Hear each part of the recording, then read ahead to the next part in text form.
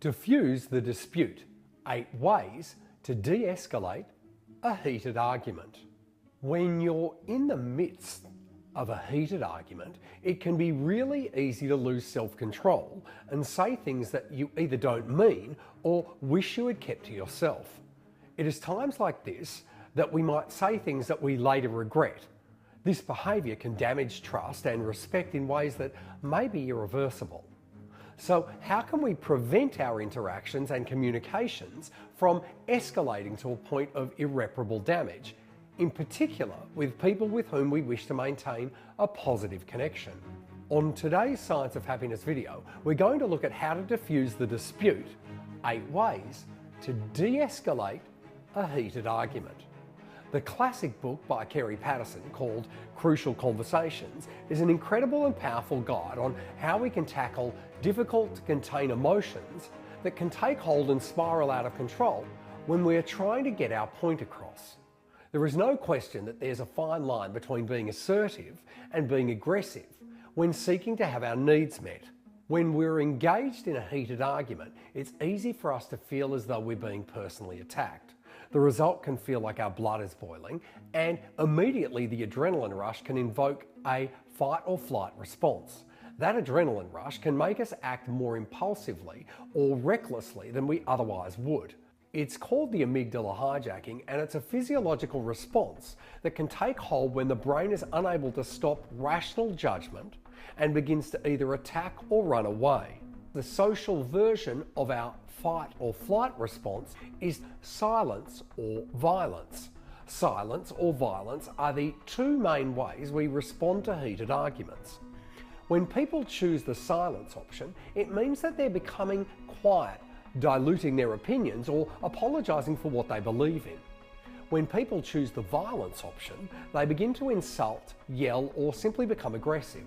Both these unhealthy responses are avenues by which we prevent meaningful, considered, and healthy dialogue. To get us back on track to meaningful communication, the most effective method is to make sure that both you and the other person feel safe again. The more comfortable everyone is, the more productive the conversation is going to be. Establishing safety is a key aspect to diffusing a heated argument before it reaches a point of no return.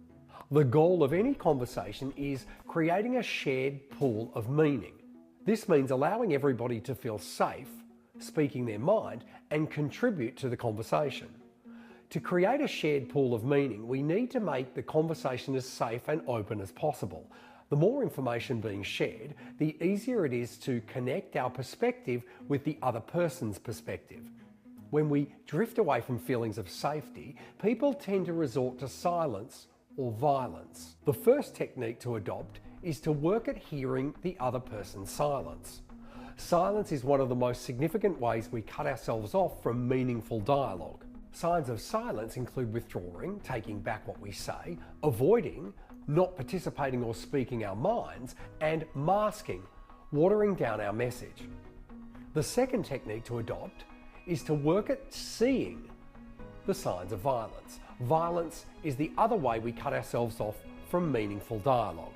Signs of violence include controlling, interrupting, labeling, such as judging things as good or bad, and attacking the other person using insults and personal attacks. The third technique to adopt is to work at making everybody feel safe.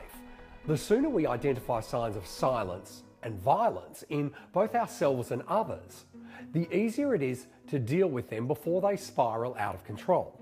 By noticing these signs early, we can be conscious of bringing the conversation back to a safer place. The fourth technique to adopt is to start with the common points of agreement. One of the best ways to bring an argument back to safety is to start with a point that you agree on. Great conversationalists begin with "yes, I agree" as opposed to "no, you're wrong."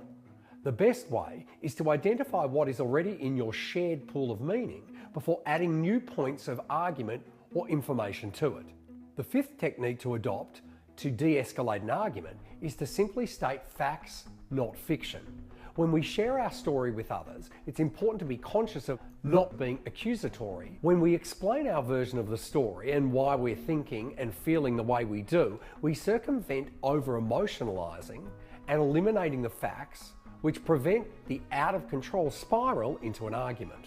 The sixth technique to adopt to de-escalate an argument is to listen to the other person's story. It's important to encourage others to tell their story, just as you might feel it's important to tell your own version of the facts or how you feel. The shared pool of meaning grows when there is an all-round honest communication. But remember that everyone needs to feel safe in order to tell their story without feeling judged or ridiculed. In this way, it's important to listen to the other person without getting upset. The seventh technique to adopt to de-escalate an argument is to rationalise and determine a mutual purpose. When we get into a heated argument, it's easy to lose track of what we're really arguing about and what the bigger picture is.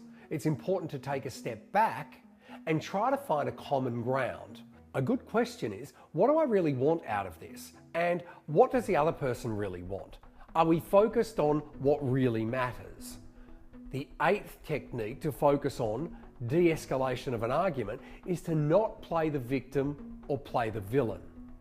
When we embellish our stories to make ourselves look right and make the other person look wrong, we're simply playing the victim card, where we pretend that we are helpless.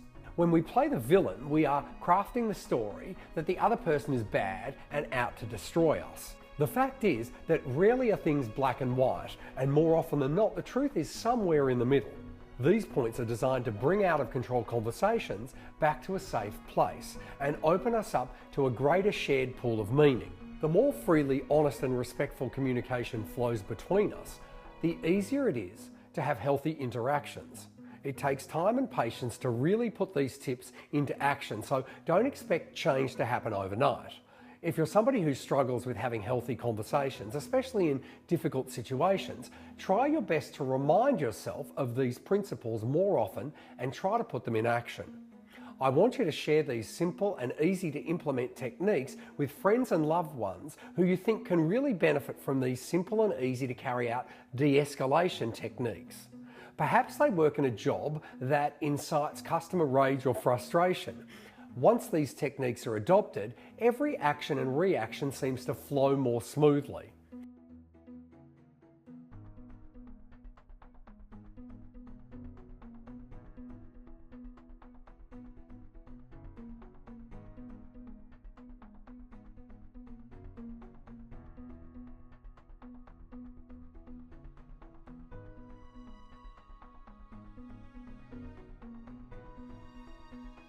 If you have a personal story or tips about your own techniques to diffuse an argument or altercation, why not be of service to others and share your story in the comments section below. I'm Drew Lesser, and thank you for joining me. I look forward to seeing you next time on The Science of Happiness.